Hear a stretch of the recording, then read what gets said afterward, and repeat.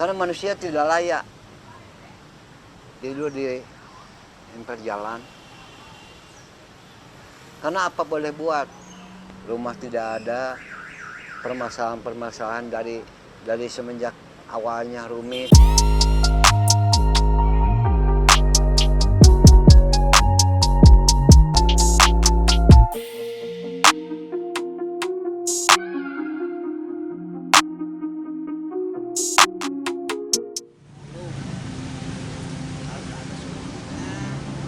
Nama Abah Iyus Iskandar.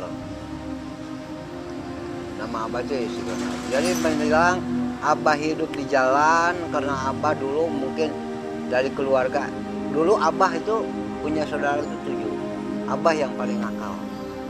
Yang paling nakal di keluarga Abah sendiri. Abah hidup di jalan, sekolah nggak bener, ya. Abah hidup di jalan di tahun, kalau nggak salah di tahun 70-an. Abah udah hidup di jalan. Bahkan Abah tuh di Jakarta, ya, hidup di Jakarta sampai menjelang usia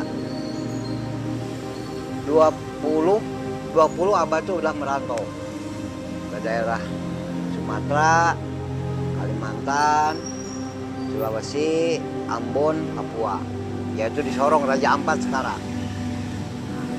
Jadi Abah terjun di jalanan itu dari awalnya Abah belum pernah mencari hal seperti rongsokan ini.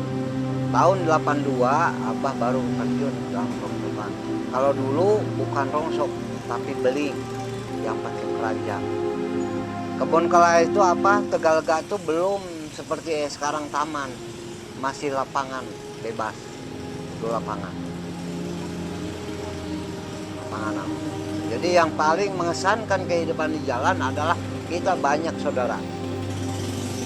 Itu di kalangan pemulung sendiri, entah itu di kalangan tukang parkir, tukang dagang dan sebagainya. Itu banyak saudara. Nah di situlah letaknya Abah bisa terjun di jalanan sampai sekarang sudah tua begini, umur sudah 70 tahun. Tapi insya Allah Abah masih diberikan kesehatan, diberikan kekuatan, ya, diberikan kekuatan. Abah bisa mencari nafkah dengan cara memulung.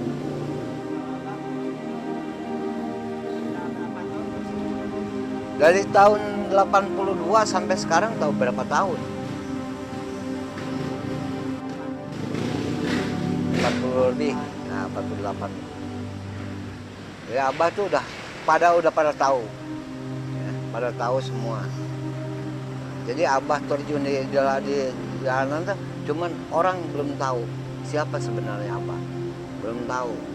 Nah, tapi hidup Abah, hidup di jalan, bisa banyak saudara, bisa banyak kenalan dan sebagainya. Itulah kehidupan kisah Abah yang paling menyedihkan di waktu malam. Yang paling menyedihkan sebagai pemulung itu adalah di waktu malam. Karena banyak risikonya di waktu malam, kita tidur di emper jalan, kadang-kadang ya itu yang paling mengesankan, yang paling mengerikan adalah di waktu malam. Kalau makanan, kalau di kota Bandung itu alhamdulillah semua banyak dermawan yang bisa membantu kepada orang pemulung bisa makan.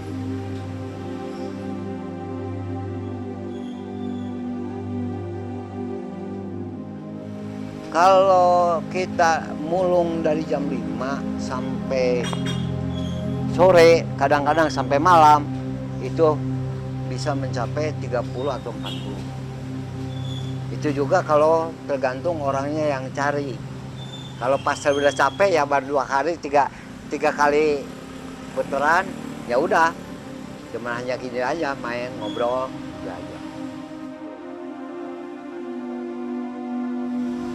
Kalau Bandung itu semua sudah terkelilingi lah. Itu di Buah Batunya, di Binongnya, entah itu Cicahem, Cicadas dan sebagainya sampai kemanapun itu sudah dijelajahi. Karena pemulung itu dari sini kita bisa petuk-petuk nanti di Tegalega, kadang-kadang di Muhammad Toha, kadang-kadang sudah sampai aja dari di Bawah Batu. Pulang malam, istirahat di mana kalau sudah sampai.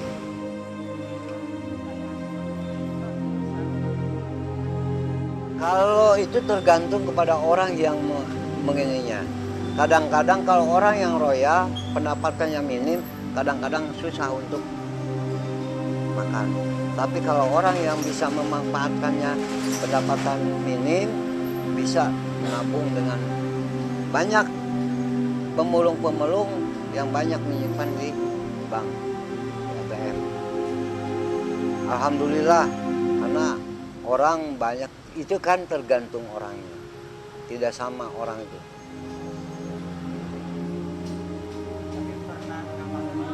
Gimana? Kalau masalah makan, kadang-kadang ya pernah juga seharian nggak makan, kadang-kadang sampai sehari penuh kita nggak makan sampai pagi, dari pagi sampai pagi itu nggak makan. Karena orang pemulung itu tidak hanya di tempat, banyak berkeliling. Kadang-kadang orang dikasih di sana, orang dermawan ngasih di sana, kita di sana. Belum tentu orang di sana bisa mengasih makan. Tapi alhamdulillah, karena persatuan orang pemulung itu kadang-kadang banyak mendapat 3, 4, 5, kadang-kadang udah makan belum. Saling toleransi antara pemulung dengan pemulung.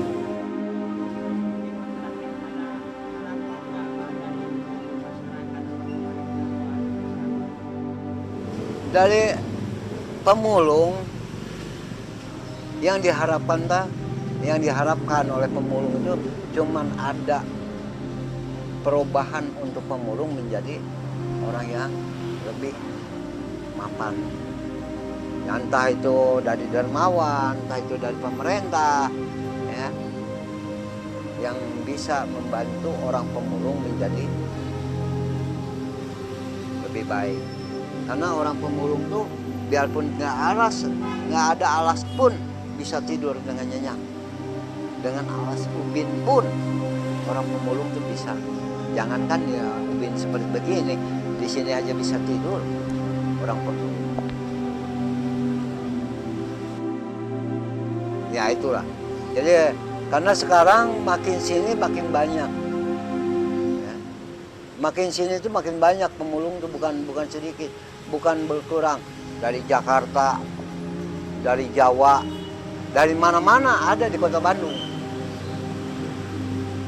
Ada di Kota Bandung. Bukan hanya Kota Bandung saja.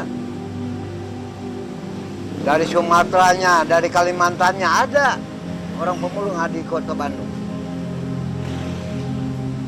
Bagaimana nasibnya untuk kedepannya? Apanya? Yang menyedihkan adalah orang pemulung tuh, yang menyedihkan, yang sangat menyedihkan bagi orang pemulung itu di waktu-waktu satu malam, menjelang malam, keduanya kadang-kadang kita tidak sesuai dengan pendapatan, ketiganya adalah banyak dari kalangan-kalangan ini dikucilkan, negatifnya banyak.